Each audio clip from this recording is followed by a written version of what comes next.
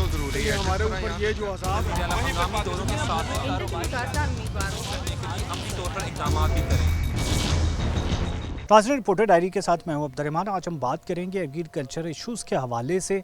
शुबा ज़राअत के लोगों को किन मसाइल का सामना है, अयूब रिसर्च के साइंसदान क्या क्या कुछ ईजाद कर रहे हैं और आम फार्मर किस तरह से ज़्यादा पैसे कमा सकता है अपनी जो मुख्तसर तरीन जो है वो इन्वेस्ट करने की सूरत में। और ये सबसे बड़ा मसला बनकर सामने आता है कि यहाँ पर इन्वेस्टमेंट कितनी चाहिए, कैसे पैसा कमाया जा सकता है और क्या जो है वो फल उसका कारोबार किया जा सकता है, फल काश्त किया जा सकता है, इसकी कल्टीवेशन में कितना फ़ायदा होगा, ऑयल सीड के हवाले से कितना फ़ायदा होगा और इसके अलावा जो दूसरे तमाम इश्यूज़ हैं ये तमाम आज हम कवर करेंगे और उसमें बताएंगे कि यहाँ पर जो फल है उसकी अगर बाई प्रोडक्ट्स बनाकर बेची जाएँ तो उसका क्या फ़ायदा हो सकता है। और उसके अलावा फलों का स्कोप क्या है, खुतनी अनाज का क्या स्कोप है, कितनी हम मंगवाते हैं, कितनी एक्सपोर्ट कर सकते हैं, तिलों की क्या सूरत हाल है, एडिबल ऑयल की क्या सूरत हाल है, कितना पाम ऑयल यहाँ पर लोग खा जाते हैं और सेहत के लिए इस पर क्या इम्पेक्ट पड़ते हैं। ये सारी चीज़ों सारे सवालों के जवाब जानेंगे, हमारे साथ रहिएगा।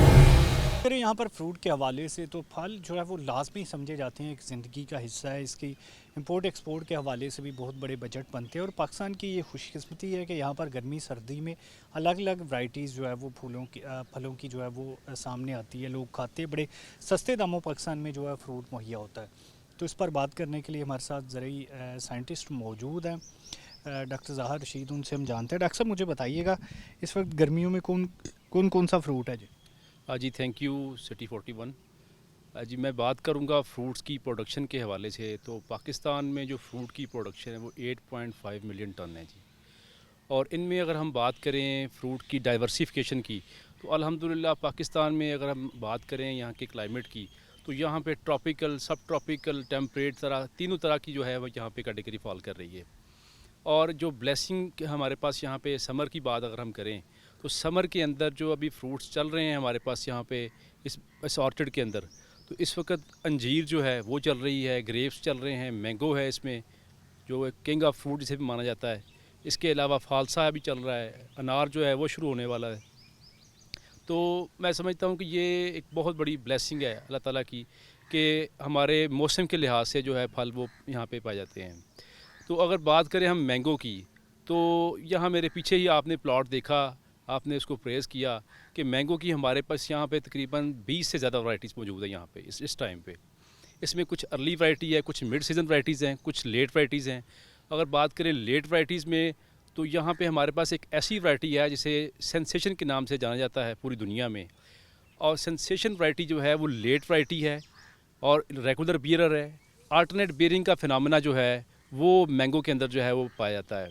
एक साल फल कम आता है और एक साल ज़्यादा, लेकिन ये वाहिद एक ऐसी वैरायटी है जिसमें हर साल जो है फल जो है वो इक्वल आता है और रेगुलर बियरिंग इसमें होती है। फिर आजकल जो है हाई डेंसिटी प्लांटेशन की तरफ लोग जा रहे हैं और मैंगो के अंदर हाई डेंसिटी प्लांटेशन जो है वो ये वैरायटी जो है ये प्रेफरेबली ये क्यों प्रेफर की जा रही है, क्योंकि ये ड्वार्फ नेचर है, ये छोटे कद की वैरायटी है और ये पूरे पाकिस्तान में जो है ये और पूरी दुनिया में जो है हाई डेंसिटी पे इस पर फोकस किया जा रहा है। सब ये मेरे सामने जो ये छोटे छोटे पौधे 1 साल के आमों से भरे हुए हैं, ये क्या सीन है जी? ये मैंगो की ये वाहिद एक ऐसी वैरायटी है जिसमें 1 साल के पौधे पे फल आ जाता है। अब आपने देखा है 1 साल का पौधा है जो कि फल से लदा हुआ है। तो ये एक इसका ख़ास करैक्टर है, ये इसमें अर्ली बियरिंग है ये कि मतलब 1 साल के अंदर जो पौधा है उस पर फ्रूटिंग हो जाती है। और इसका जो इसकी कॉस्मेटिक ब्यूटी है, जो इसका कलर है इसमें स्पेशल, ये इसकी नॉवेलिटी है और इसको जो है प्रोसेसिंग में बड़ा इसको लाइक किया जाता है। इसके जैम्स, जेलीज़, मार्मलेट्स और इसकी जो है वो चिप्स के तौर पे भी लोग बना के इसको ड्राई फार्म में ले रहे हैं। ये वो बाई प्रोडक्ट्स हैं जो पाकिस्तान में जिसकी डेफिशिएंसी है और प्रोसेसिंग इंडस्ट्री हमारे पाकिस्तान में जो है वो बहुत पीछे है। और मैं समझता हूँ कि अगर हम अपने इन फ्रूट्स को जो हमारा लॉस हो रहा है 30 to 40% जो हमारे फ्रूट्स में लॉसेस देखने में आ रहे हैं, अगर हम इसको प्रोसेसिंग की तरफ ले जाएं तो मैं समझता हूं कि वो ज़र मुबादला हम कमा सकते हैं जिसका हम नुकसान कर रहे हैं। ये कैसे हो सकता है जी ये मैं बताता हूं।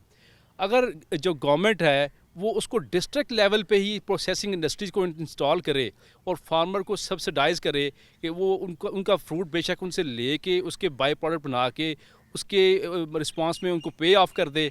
कोई इस तरह से कलेक्शन सेंटर बनाए जाएँ डिस्ट्रिक्ट लेवल पे और सारा फ्रूट जो है जाके टीमें उनको इकट्ठा करें, जो एक्सपर्ट्स हैं, जो हम लोग यहाँ पे रिसर्च वाले जो लोग हैं, इनको साथ इन्वॉल्व करके तो ये सारा फ्रूट्स जो है इसको बल्क अमाउंट में इकट्ठा करके इसकी प्रोसेसिंग की जाए, तो मैं समझता हूँ जो हम इंपोर्ट कर रहे हैं बाय प्रोडक्ट फ्रूट्स के अंदर, आप देख रहे हैं मेट्रो स्टोर में डिफरेंट टाइप्स के जो जैम, जेलीज, मार्मलेट्स और जो इसके ड्राई फार्म में जो फ्रूट्स आप मतलब ले रहे हैं, और उसमें केमिकल की एडिशन भी मौजूद है।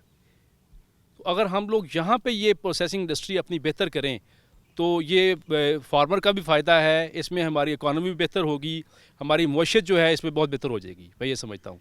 अच्छा डॉक्टर साहब, यहाँ पर हमें दीगर अनार भी मिल रहा है, यहाँ पर अनारों की बीमारी जो अनार फट जाता है वो भी सामने आती है, खजूर भी है सामने, अंगूर भी है, यहाँ पर ब्लैकबेरीज भी आपने लगाई हुई है, कई तरह के फल लगाए हुए हैं। तो इनकी बीमारियों के हवाले से और ये भी बताइएगा किसान किस तरह से बेहतर पैदावार ले जी, सकते अब हैं। मैं फोकस करना चाहूँगा यहाँ पे अनार के हवाले से। अनार की जो फसल है अभी पक कर तैयार होने के करीब है और वो अभी हार्वेस्टिंग की तरफ जाएगी इंशाल्लाह। अनार के अंदर जो हम पाकिस्तान में बात करें तो अलीपुर, लियाकतपुर की जो ये एरिया है ये फेमस है, और वहाँ पे जो डिक्लाइन पिछले 5 साल में देखने में आया है वो एक बैक्टीरियल ब्लाइट डिजीज़ है। इसे लोकली जो लोग हैं वो हड्डा डिजीज़ के नाम से जाना जाता है उसको, और उस पे हमने हमारे जो अदारा है हॉर्टिकल्चर रिसर्च इंस्टीट्यूट फैसलाबाद, हमने इस पे काम किया। इस पे हमने पोटेशियम नाइट्रेट का स्प्रे और साथ इसमें हमने जो मैनेजमेंट प्रैक्टिसेस जो है वो हमने इस पे काम किया है, और अल्हम्दुलिल्लाह अब बैक्टीरियल ब्लाइट जो डिजीज़ थी उसे हमने काफ़ी हद तक कंट्रोल कर लिया है। एक जो बहुत बड़ा बिग इशू देखने में आ रहा है वो इसके फ्रूट की क्रैकिंग है, जो फ्रूट फट जाता है आप देखते हैं, एक्चुअली ये बोरान की डेफिशिएंसी है, और जो अपना जो ज़मीन का वत्तर कंडीशन जो है, जिसमें ये कह लें कि जो इरिगेशन जो है, पानी की जब कमी होती है, जब टेम्परेचर बढ़ता है तो फ्रूट जो है फटना शुरू हो जाता है।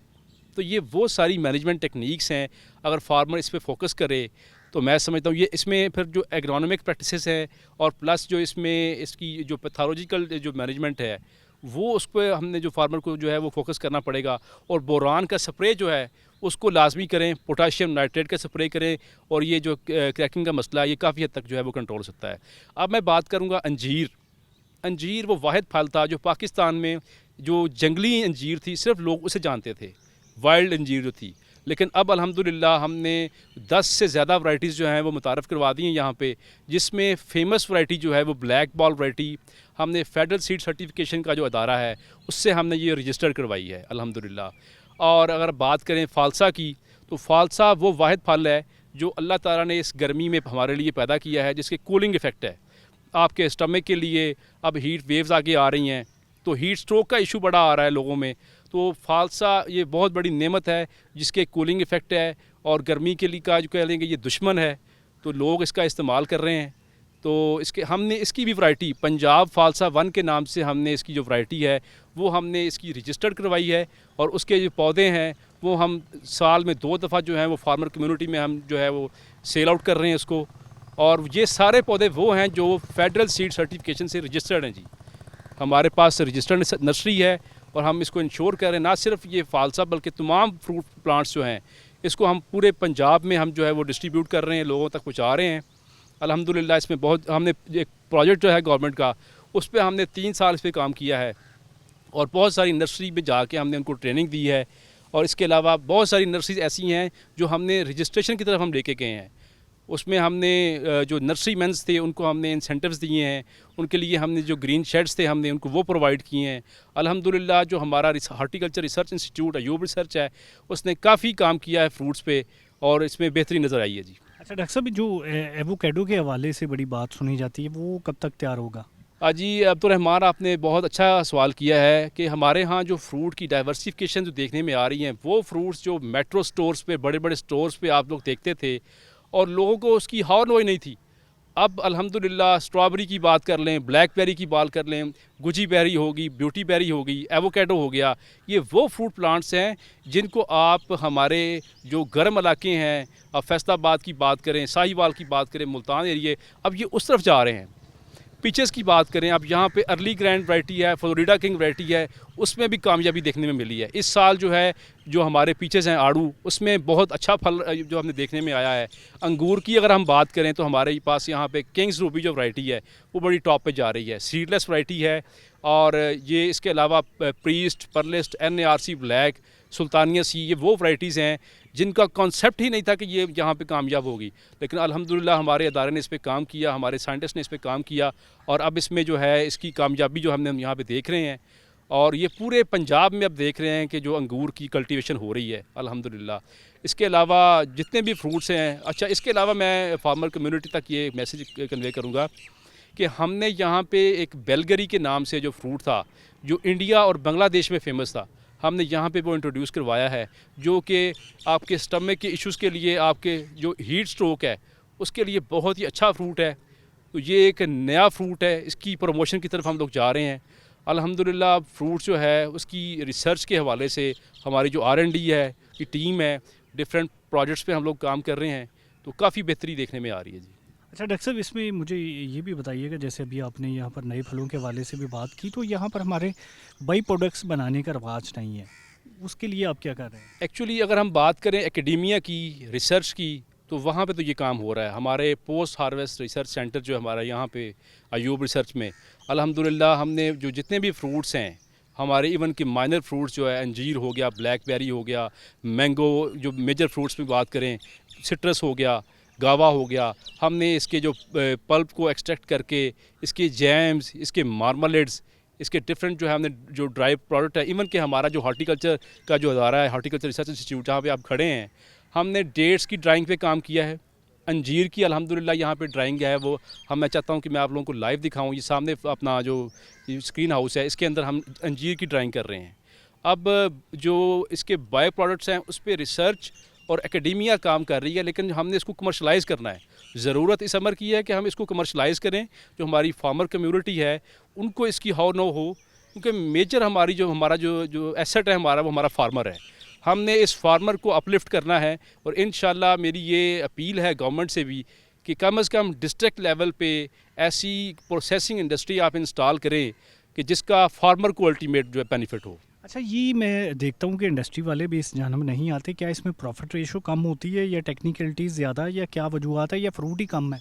एक्चुअली अब्दुल साहब, इसमें जो प्रोसेसिंग इंडस्ट्री है उसकी जो मेन जो है वो मशीनरी है। जो प्रोसेसिंग यूनिट्स हैं, जो प्लांट्स हैं, जो हमने जो लोकली तो तैयार नहीं हो रहे, हमने ये इसको बाहर से इंपोर्ट करना है। उसमें फिर जो इंपोर्ट करने पे जो आजकल एक्सपेंस बढ़ गए हैं, डॉलर का रेट बढ़ रहा है, तो गवर्नमेंट जो जब तक इसमें हेल्प नहीं करेगी तो आम बंदा है जिस पे वो बिल्कुल भी काम नहीं कर पाएगा। इवन के जो हमारे स्टेक होल्डर्स हैं वो भी इसकी तरफ नहीं आएंगे जब तक गवर्नमेंट इस पर इन्वॉल्व नहीं होगी। अच्छा, फलों की कोई एक्सपोर्ट में इजाफा देखने में नज़र आया? जी, अगर हम एक्सपोर्ट की बात करें तो मैंगो का टारगेट भी अल्हम्दुलिल्लाह अचीव किया है, सिट्रस का टारगेट भी ऑलमोस्ट जो है हमने अचीव किया है। एक्सपोर्ट की तरफ जो वैराइटीज़ की अगर हम बात करें, एक्सपोर्ट में जो फ्रूट्स की वैराइटीज़ है वो काउंट होती हैं। अब जो फ्रूट्स की डिफरेंट वैराइटीज़ हैं उस पर काफ़ी काम हो रहा है। हमारे इस इदारे ने गावा की 4 वैराइटीज़ मुतारफ़ करवाई हैं। मैं पहले भी बता चुका हूँ आपको कि फालसा की वैरायटी है, अंजीर की वैराइटीज़ हैं, सिट्रस की हमने जो वैराइटीज़ हैं वो इंट्रोड्यूस करवाई हैं। तो अब जो गवर्नमेंट है इसमें इन्वॉल्व हो, इसमें फार्मर को जो है वो सब्सिडीज़ दें। फर्टिलाइज़र की अगर बात करते हैं, इंसेक्टिसाइड की बात, जो इनपुट्स हैं, इनपुट्स के जब से रेट बढ़ गए हैं तो उसमें जो है वो जो हमारा जो एक्सपोर्ट है उसमें कमी देखने में आ रही है। अगर आ रही है तो इसमें इनपुट्स जो है हमारे उसकी तरफ जो है उसको बेहतर बनाना पड़ेगा। अच्छा डॉक्टर साहब, इसमें जो एक बात की जाती है गावा या किन्नू वगैरह, जो इसमें सीडलेस की बड़ी अहमियत होती है, तो उस पर कोई काम हो रहा है? जी, अगर इंटरनेशनल मार्केट की बात करें तो वहाँ पे सीडलेस जो फ्रूट है उसको बड़ा जो है कस्टमर लाइक करते हैं। जो हमारा यूरोप की बात करें, हमारा USA की बात करें, जो हमारे कंट्रीज़ हैं बाहर के, जो है ऑस्ट्रेलिया की अगर हम बात करें तो वहाँ पे सीडलेस फ्रूट पे बहुत फोकस किया जाता है, वहाँ पे इनको एडमायर किया जाता है। हमारे इदारे में ने सीडलेस किन्नू को मुतारफ़ करवाया है। इसके अलावा सीडलेस गावा, सीडलेस जामन, सीडलेस लेमन, ये सारे फ्रूट्स में हम जो है सीडलेसनेस जो है हमने वो क्रिएट की है। इसमें नेचुरल भी एग्जिस्ट कर रहा है, कुछ हमने ब्रीडिंग के थ्रू की है। अल्हम्दुलिल्लाह ये इसमें काफ़ी बेहतरी आई है। नाज़रीन, यहाँ पर बात हो रही थी फलों के हवाले से, तो यहाँ पर फलों के एक्सपर्ट माहिर हमारे साथ मौजूद थे, डॉक्टर ज़ाहिर रशीद, जो बता रहे थे कि यहाँ पर पाकिस्तान किस तरह से फलों की बरामदात में भी आगे जा रहा है। मुल्क की ज़रूरियात के हवाले से वो फल जो कि इससे पहले इंपोर्ट किए जाते थे वो भी यहाँ पर तैयार किए जा रहे हैं, और फैसलाबाद की सरजमीन पर अब वो फल लग रहे हैं जो कि इससे पहले ठंडे इलाकों में या दूसरे ममालिक में लगाए जा रहे थे। तो अभी फार्मर्स के लिए भी ये बड़ा ज़रूरी है कि यहाँ पर जो अपने बेहतर सीड के हसूल के लिए यहाँ पर आएँ, माहिरीन से रहनुमाई लें, और उसके बाद जो फलों के कारोबार में अपनी जो है वो आजमाएँ, इसको किस्मत आजमाएँ। और उसके अलावा जो इसकी बाई प्रोडक्ट्स बनाकर बेचें, प्रोसेसिंग इंडस्ट्री लगाएं तो उसमें भी उन्हें ज़्यादा फ़ायदा होगा। नाज़रीन, अभी हमारे साथ ही रहिएगा।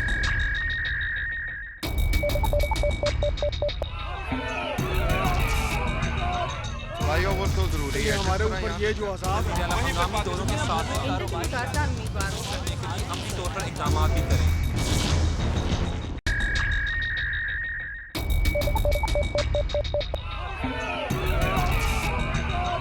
फ्लाईओवर तो ज़रूरी है हमारे ऊपर। ये जो अजाब है हंगामी दौरों के साथ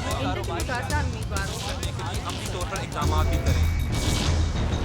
जब बात करें यहाँ पर खादों के हवाले से, तो खादें हमेशा से जो है वो फसलों में डाली जाती हैं और उसका मकसद ये होता है कि पैदावार बेहतर तरीके से हासिल की जाए। लेकिन ये भी कहा जाता है कि वो केमिकल भी होता है, उसका ज़मीन को भी नुकसान होता है। तो इस सारी चीज़ों का हल क्या है? यूब रिसर्च के माहिरीन जो इस पर क्या काम कर रहे हैं, इस पर बात करने के लिए प्रिंसिपल साइंटिस्ट डॉक्टर आबद नियाज़ हमारे साथ मौजूद है। डॉक्टर साहब, मुझे बताइएगा, खादों के हवाले से बड़ी ज़रूरत होती है ज़मीनों को, तो उसका सुना है नुकसान भी होता है, तो आपके पास क्या फार्मूला है? जी, आपने बिल्कुल सही कहा।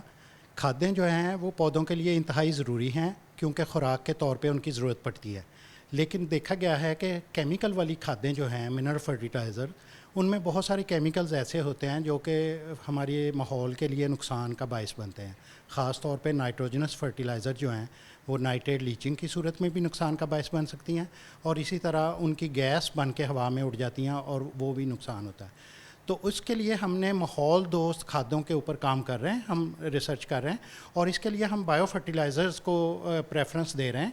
और बायो फर्टिलाइज़र हम खुद भी बना रहे हैं और किसान दोस्तों को भी दे रहे हैं, ताकि वो अपनी फसलों के ऊपर ये बायो फर्टिलाइज़र खादों का इस्तेमाल करें।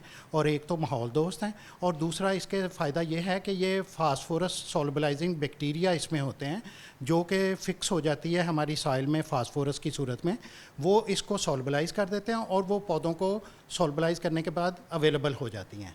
तो ये इनका बहुत ज़्यादा फ़ायदा है। इसके ऊपर हम काफ़ी काम कर रहे हैं। ये हमारे पास बैक्टीरिया हैं, काफ़ी क्रॉप स्पेसिफिक हैं भी हैं।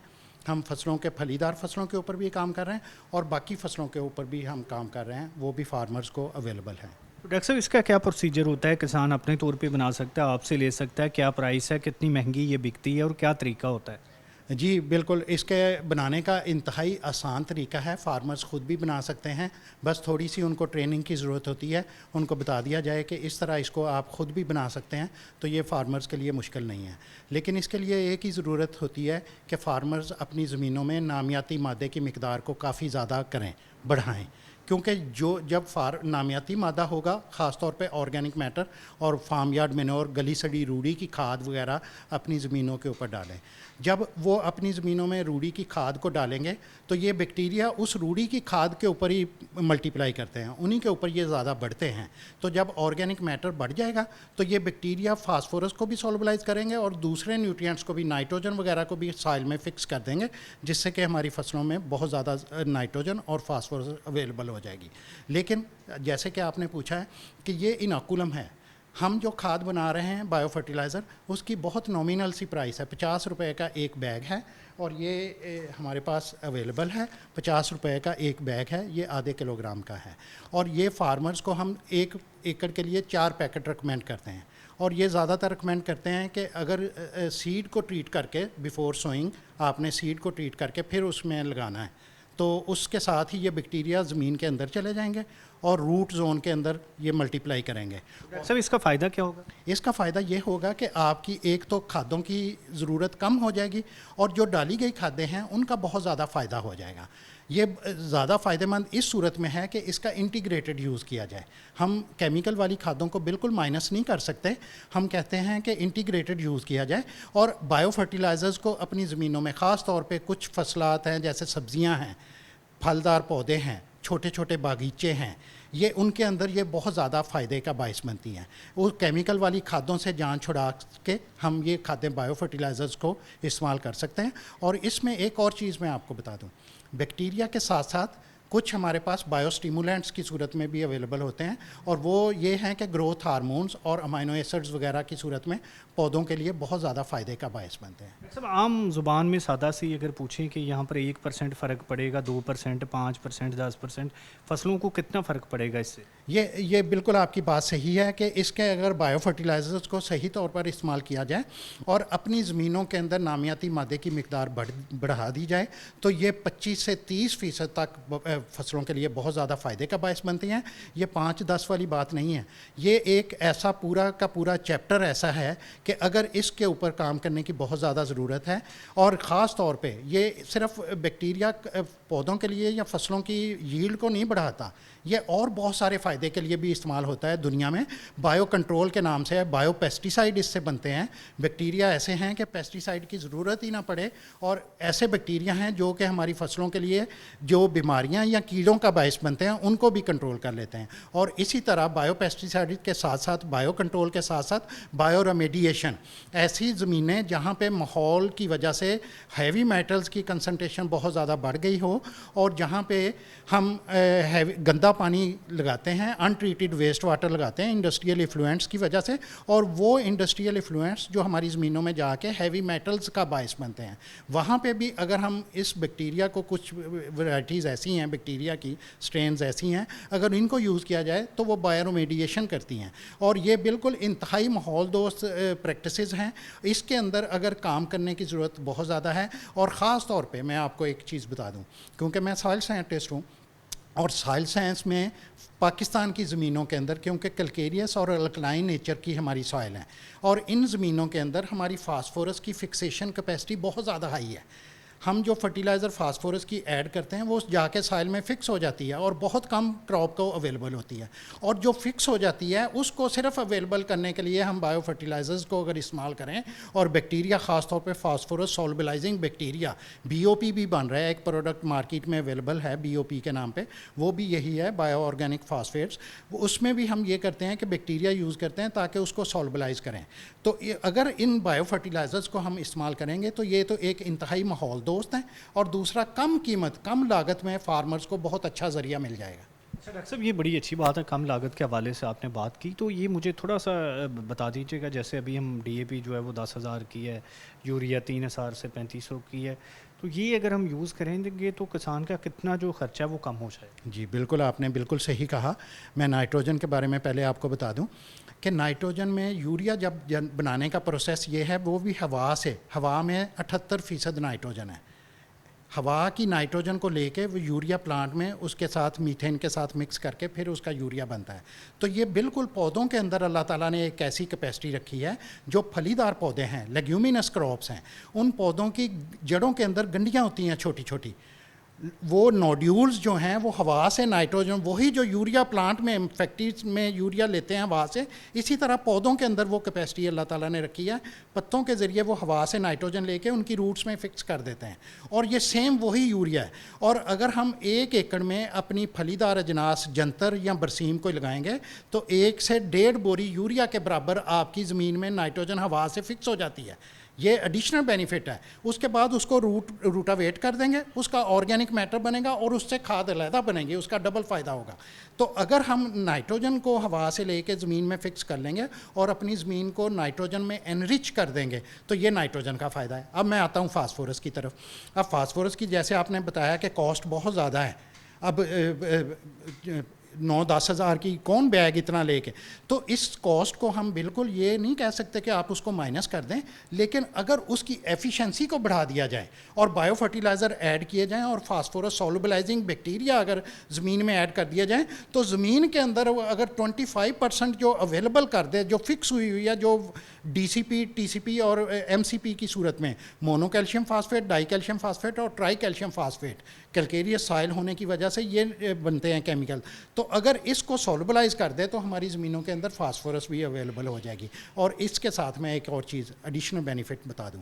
एडिशनल बेनिफिट ये होगा कि ज़मीन के नामियाती मादे की मिकदार बढ़ जाएगी और उसमें एनरिच्ड विद बैक्टीरिया और फंजाई ये होंगे। और एक और हम रिसर्च आजकल कर रहे हैं, एक ये था कि हमारे ज़मींदार भाई पराली को आग लगा देते हैं। नवंबर के महीने में जब राइस की हार्वेस्टिंग होती है तो बहुत सारा हमारे क्लाइमेट का इशू बनता है स्मोक की सूरत में, तो उसके ऊपर भी हम काम कर रहे हैं कि ऐसा केमिकल और बैक्टीरिया बनाए जाएं कि जो हमारे डीकम्पोजिशन जल्दी कर दें, उस क्रॉप रेजिड्यूज़ को, राइस की पराली को जल्दी जल्दी डीकम्पोज करके तो अगली फसल लगाने के लिए ज़मीन को तैयार होने में मदद करें। तो उसके ऊपर भी हम काम कर रहे हैं और पहले साल के हमारे रिज़ल्ट्स बहुत अच्छे आए हैं। उसमें हमने उसका पीरियड काफ़ी कम किया है, 19 से 20 दिन में हम जल्दी जल्दी उसको डीकम्पोज कर लेते हैं। और अगर उसके ऊपर अगर आइंदा भी हम रिसर्च जारी है तो अगर रिज़ल्ट्स अच्छे आए तो हम फार्मर्स को एक और नई प्रोडक्ट देंगे जो डीकम्पोजिशन कर देगी। अच्छा डॉक्टर साहब, ये एक बार आपसे बात हो रही थी, आपने बताया कि यहाँ पर हमारी ज़मीनें जो है वो अफादियत खोती जा रही हैं, पे दर पे जो फसलें लगाई जा रही हैं, तो ये उसमें भी कोई फ़ायदा दे सकता? जी बिल्कुल अब्दुर्रहमान साहब, आपने बिल्कुल ये पते की बात की है। ये ऐसी चीज़ है कि क्योंकि हमारी ज़मीनों की फर्टिलिटी का स्टेटस बहुत कम है, हमारी ज़मीनें इतनी ज़्यादा फर्टाइल नहीं हैं, उस फर्टिलिटी स्टेटस को बढ़ाने के लिए हम बायो फर्टिलाइज़र्स के ऊपर काम कर रहे हैं। और अगर ये हम बायो फर्टिलाइज़र्स में कामयाब हो गए और नामियाती मादे की मिकदार को बढ़ाने में कामयाब हो गए, इस प्रैक्टिसेस को करने में कामयाब हो गए, तो हमें एक तो माहौल दोस्त खादें अवेलेबल होंगी और दूसरे नंबर के ऊपर हमारी ज़मीनें जो हैं वो पैदावारी सलाहियत बढ़ जाएगी और वो बहुत ज़्यादा फार्मर्स के लिए फ़ायदेमंद होंगी और उससे हम ज़्यादा फसलें ले सकते हैं। और ख़ास तौर पे मैंने जैसे आपको बताया कि कुछ अब लोग जैसे कि ऑर्गेनिक फार्मिंग के ऊपर काम हो रहा है कि खादों के बगैर, तो ये उसमें भी बहुत ज़्यादा मददगार साबित होगा कि हम छोटे पैमाने पे कुछ ऐसी सब्जियां या फल ऐसे पैदा कर सकें जो कि ऑर्गेनिक इन नेचर हों और उसमें केमिकल फर्टिलाइज़र्स और पेस्टिसाइड्स बिल्कुल इस्तेमाल ना हों, बल्कि माहौल में जो अल्लाह ताला ने चीज़ें पैदा की हुई हैं उन्हीं चीज़ों को इस्तेमाल करते हुए हम बायो फर्टिलाइज़र्स अप्लाई करेंगे और बायो पेस्टिसाइड अप्लाई करेंगे और इसी तरह बायो रेमेडिएशन से हम अपनी ज़मीनों को रेमेडिएशन कर सकेंगे। तो ये माहौल के लिए भी बहुत फ़ायदेमंद होगा और आइंदा आने वाली नस्लों के लिए सस्टेनेबिलिटी का जो चैप्टर है उसको भी बहुत ज़्यादा फ़ायदा देगा, क्योंकि हम अपनी ज़मीनों को ऐसी पैदावारी सलाहियत वाली ज़मीनें बना लेंगे जो कि बहुत ज़्यादा सेहतमंद वाली होंगी और उनमें केमिकल के कम से कम असर होगा और उसमें ज़्यादातर रोल होगा बैक्टीरिया का और फंजाई का। नासर, इस हवाले से ये बड़ी अहम बात है कि यूब रिसर्च के साइंसदानों की जानिब से जो है वो बड़ी ये एक तरह से किसान का ख़र्चा भी खासा कम करेगा। और डॉक्टर साहब ने बताया, डॉक्टर अवद नियाज़ साहब ने, कि यहाँ पर ये तकरीबन 25 से 30% तक ज़मीनों को फ़ायदा भी देगी। यानी कि और ख़र्चा इस पर क्या है कि सिर्फ 1 एकड़ का 200 रुपया खर्चा आएगा और आप जो खादें दूसरी भी यूज़ करते हैं उनकी ये जो एफिशिएंसी है वो भी बढ़ा देगा। तो ये बड़ा ज़रूरी है कि यूब रिसर्च यहाँ पर तहकीकाती अदारा के लोग जो काम कर रहे हैं ये आम फार्मर्स तक भी पहुँचे। तो जिसको भी कोई मसला बनता है वो यूब रिसर्च के साइंसदानों के साथ आकर रब्ता कर सकता है। नाज़रीन, भी हमारे साथ ही रहिएगा।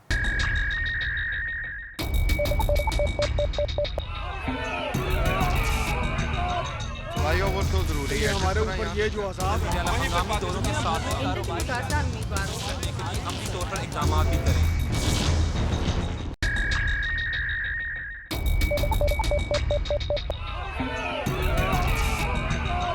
भाई वो तो ज़रूरी है हमारे ऊपर ये जो अज़ाब है हंगामी दौरों के साथ अमली तौर पर इक़दाम भी करें।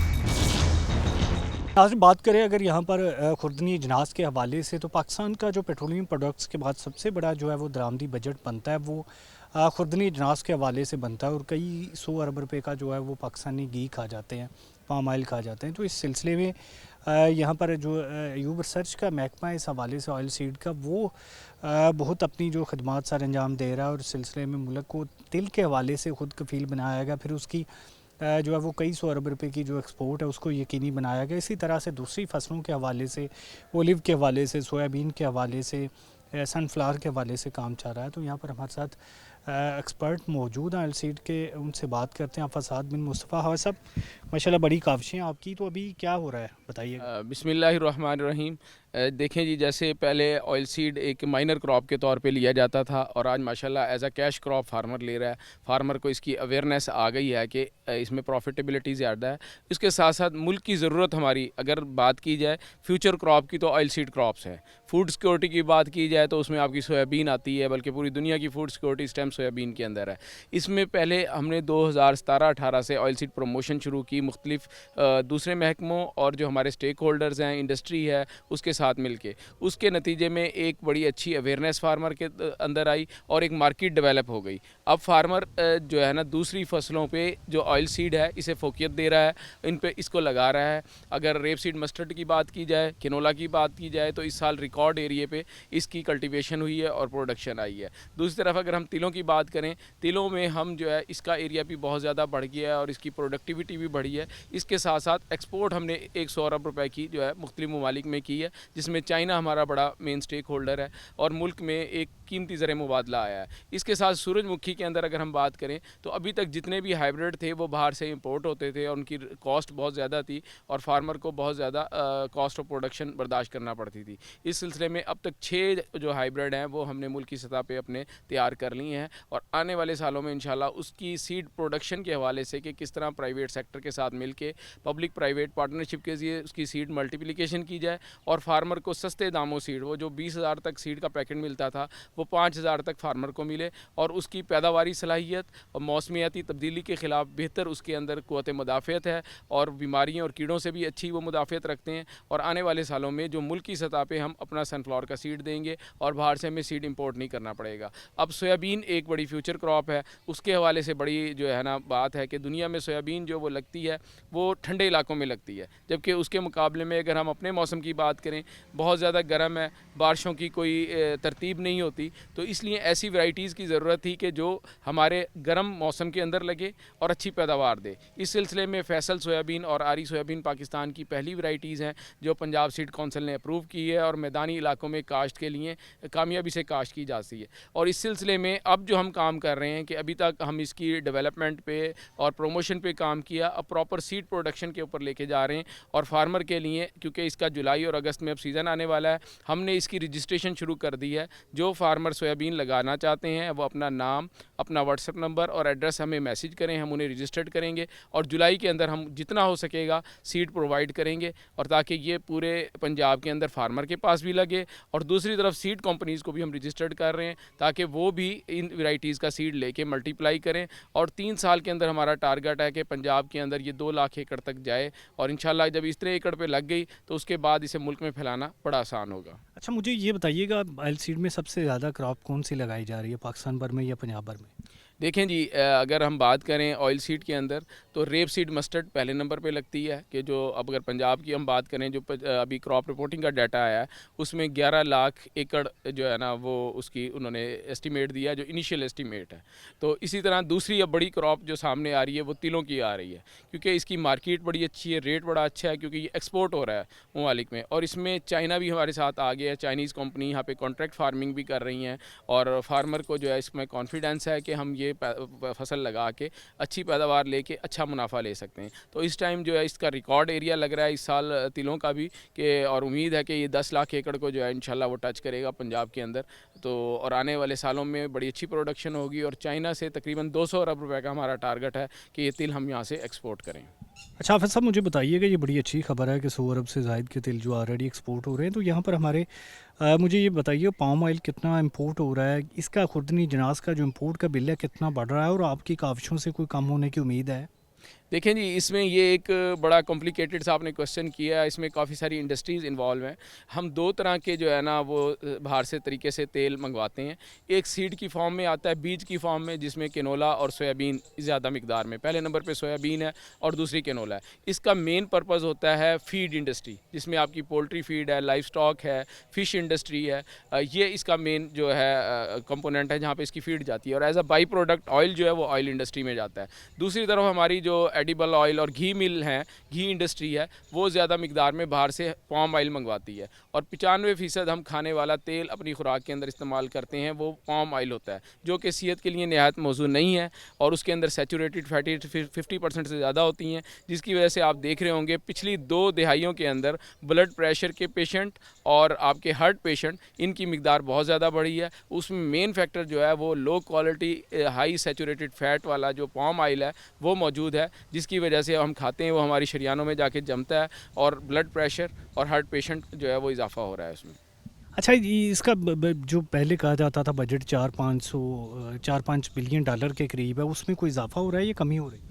देखें ये तो इसमें बहुत सारे एक देखें रेट, जिस तरह हमारी प्राइस डाउन हो रही है, रुपया जो है वो गिर रहा है और डॉलर की प्राइस बढ़ रही है, इस तरह 5 अरब डॉलर के हम जो है सालाना जो है ऑयल सीड्स या पाम ऑयल हम इंपोर्ट कर रहे हैं, वो महंगाई का फैक्टर आ रहा है। लेकिन जो अगर मजमूई तौर पे हम क्वांटिटी की बात करें तो वो क्वांटिटी ही उतनी ही आ रही है, उससे कम। बल्कि इस साल सोयाबीन बाहर से बहुत कम आई है, इंपोर्ट नहीं हुई क्योंकि गवर्नमेंट ने उस पर बैन भी लगाया है। और जो लोकल प्रोडक्शन है हमारी वो परसेंटेज बढ़ी है, जो पहले हम 12% पे थे, वो उम्मीद है कि इस साल जो है हमारी 20% या 18% पे हम लोकल कंट्रीब्यूशन में चले जाएंगे। बाकी 80% जो है वो बाहर से हमारा जो इम्पोर्ट हो रहा है। और जिस तरह अवेयरनेस आ रही है, ये जो लोकल जो कंट्रीब्यूशन है ये बढ़ेगा और जो इम्पोर्टेड है हमारा उसका शेयर कम होगा।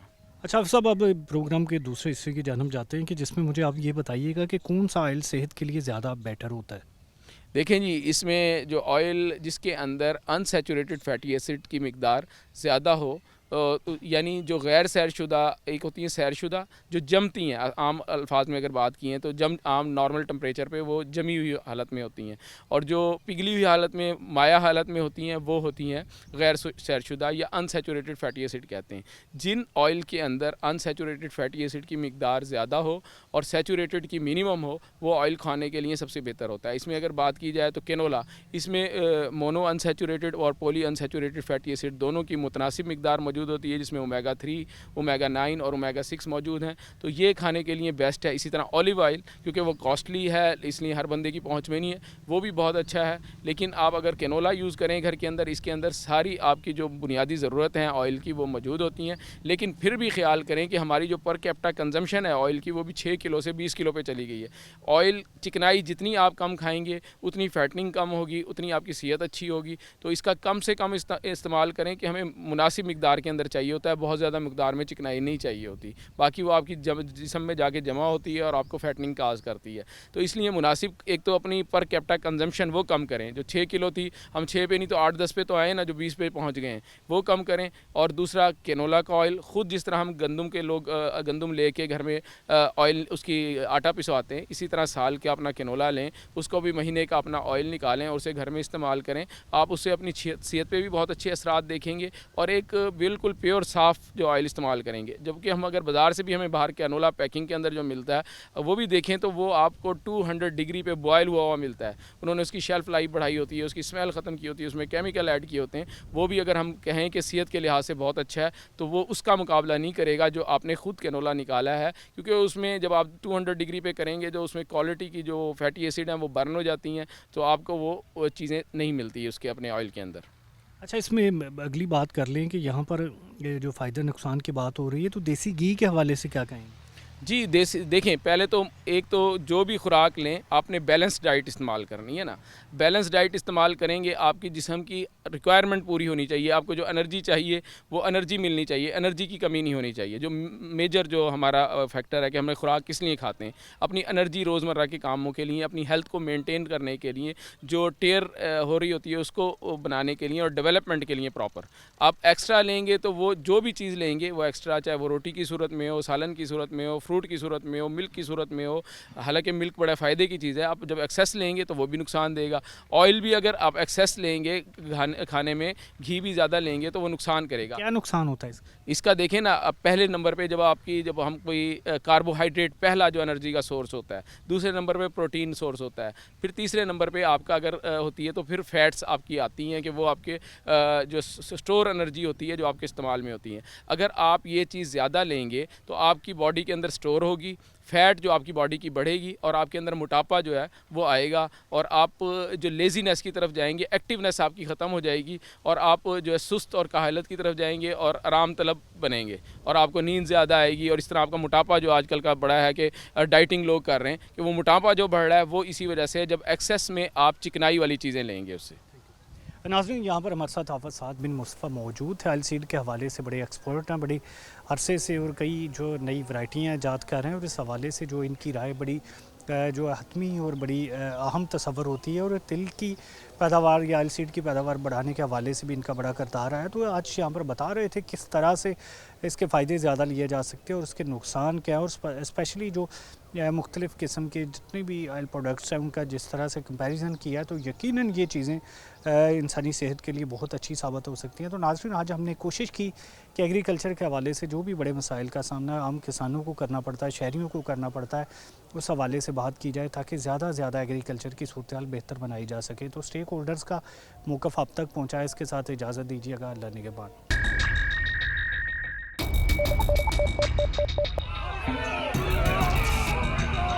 भाई वो तो ज़रूरी है हमारे ऊपर ये जो हम दोनों के साथ हैं,